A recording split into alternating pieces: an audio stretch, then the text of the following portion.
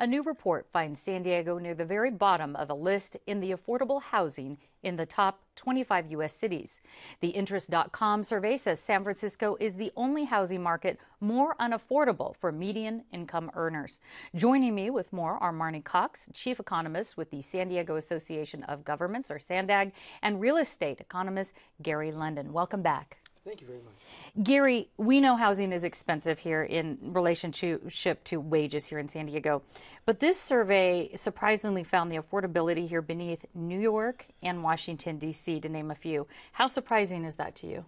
Well, these numbers always move around, and it is, in fact, a little bit surprising, but we typically are always in the top 10 in terms of unaffordability, regardless of good times or bad. So the bottom 10, and as the case would be, yes. I would say. So, Marney, how does San Diego's median income levels compare to national levels? I would say, building off what Gary's answer was, I think it's gotten a little bit worse here, primarily because the types of jobs that we've created since the end of the recession have been relatively lower paying than the ones that were there before, and that's added to the affordability gap.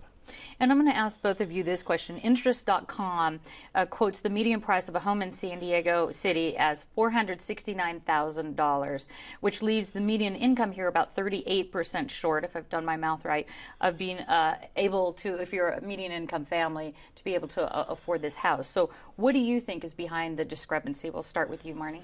Well, I think there are two things. One, there's a shortage of supply, which is forcing the housing unit up. But in addition to that, it's simply a high cost of living area. People are having to pay more to live here, and their incomes are not keeping pace. So on the one hand, it's a unit thing, not enough supply, because you could push down prices. On the other hand, incomes here are not high enough to be able to afford. Better jobs and more supply would end this. Do you agree with that? Oh, I totally agree. And what makes it more exasperating is the fact that it's never going to change. This is the situation that San Diego has been in historically, and there's no expectation that that's going to change in the future, because we can't add to the supply sufficiently to really get to the heart of this problem. So going up or east is one option.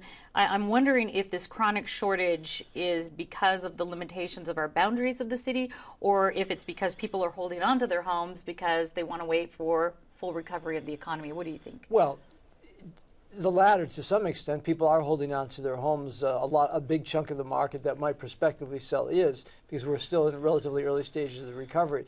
But the big problem really is lack of developable property in San Diego County. We're out of land in most places, with the possible exception of South County, to build on. So the way that developers are going to have to respond to the demand is to supply housing in the already urbanized communities of San Diego, which means they're going to have to build up more vertical, more condominiums. They're going to build more incrementally on smaller plots of property. It's going to be a lot more complicated process going forward. And more expensive to build that kind of real estate. Correct. And we'll probably see smaller housing units as a result. Okay, and Marney, how does this kind of information, like these surveys and this discrepancy, we're at the bottom of affordable housing, how does it affect San Diego's ability to attract new business, investors, and our overall economic growth? Yeah, 2 points. One, Gary's right. We've had this problem for a long time, so being unaffordable isn't necessarily the biggest news here. The gap getting bigger is part of the news, but I think we're actually missing an opportunity. Remember, home prices fell here by over 40% during the recession, and we didn't do a good job preparing ourselves coming out of the recession to keep and retain these home prices at the relatively low rate, say something equal to the rates of inflation, right, over the years, so that your asset wouldn't lose value, but it wouldn't jump in price. And we failed. We failed to create an opportunity for seamless units to be created in order to keep that price from accelerating the 15 to 20% that it has in the past year. Well, let me ask you this. What do you think, if you could name one or two things, well, let's just say one from each of you, that could be done to improve the housing affordability here in San Diego County? Well, let me build again. Gary mentioned that we're moving away from green acres and into sort of urban development. It's more expensive to develop down there. Government needs to shoulder part of the burden for the development community to prepare that urban acreage for development so that they take away the risk associated with perhaps neighbors being against it or all of the environmental impact statements that need to get done.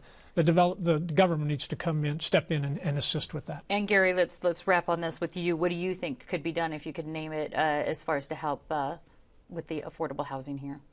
Create certainty to builders that when they apply, they can build.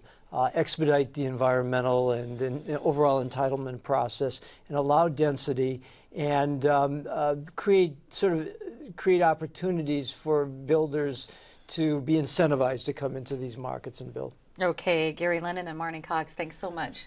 You're Thank very you. welcome.